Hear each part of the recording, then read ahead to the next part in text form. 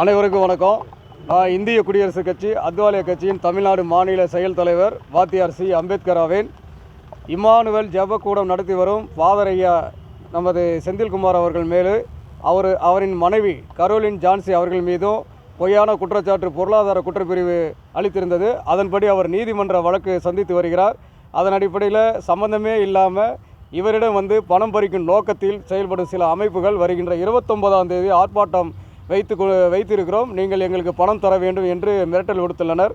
அதன் அடிப்படையில் இவர் குற்றமே செய்யாத இவரிடம் நாங்கள் நேரடியாக எங்களிடம் கூறினார். இது சம்பந்தமாக சேலம் மாநகர காவல் ஆணையரிடம் வருகின்ற 29ஆம் தேதி இவர் மீது பொய்யான தகவல் கூறி அந்த ஆர்ப்பாட்டம் எடுப்பதை தடுக்க கோரி இன்றைக்கு சேலம் மாநகர காவல் ஆணையாளரிடம் கோரிக்கை மனு, புகார் மனு ஐயா ஃபாதர் அவர்கள், செந்தில் ஐயா அவர்கள் வழங்கியுள்ளார்கள். இல்லைங்க, எவ்வளோ பணம் கேட்டிருக்காரு, என்னங்க நீங்கள் சொல்லுங்கள். அந்த அமைப்பு என்ன அமைப்பு? அவங்க இங்கே வாங்க சார், இங்கே வாங்க. அவங்க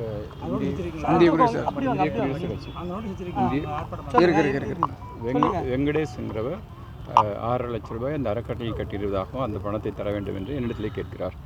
எங்களுக்கு அதுக்கு சம்மந்தம் இல்லை. எங்கே போட்டாங்களோ அங்கே தான் அவங்க கேட்கணும். எங்கள் இடத்துல கேட்கும் பொழுது எங்கள் இடத்துல நம்ம அதுக்கான எந்த ஒரு சோர்ஸும் கிடையாது. என் குடும்பத்தை உங்களை கேட்குறதுக்கு என்ன ஏற்கனவே அந்த அறக்கட்டளை ஆனது எங்கள் இடத்திலே இருந்தது கடந்து போயிருந்தாங்க. அதனால் எங்களையும் அதில் சம்மந்தப்படுத்தியிருந்தனால எங்களையும் அவங்க கேட்குறாங்க. ஸோ இந்த காரியங்கள் முழுக்க அந்த அன்னை தெரசா அறக்கட்டளை நிர்வாகியினால் திசை திருப்பப்படும் நோக்கத்தோடு, கேஸை திசை திருப்பும் நோக்கத்தோடு கூட அவருடைய தூண்டுதலின் பேரில் செய்கிறாங்க. எவ்வளோ பணம் கேட்டிருக்காரு சார்? அவர் என்ன கேட்டார், எப்போ கேட்டார்?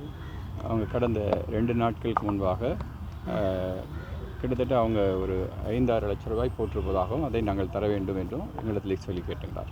யார் யார் வந்திருந்தாங்க? அது வெங்கடேஷ்ங்கிறவர் மாத்திரம் வந்திருந்தாங்க. பணம் கொடுத்து ஆர்ப்பாட்டம் பண்ண மாட்டோம். ஆமாம், சொல்லுங்கள்.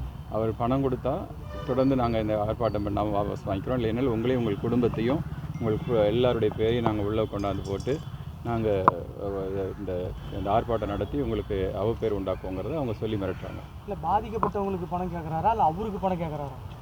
பாதிக்கப்பட்டவர் சார்பாக வருகிறேன்னு சொல்கிறாரு.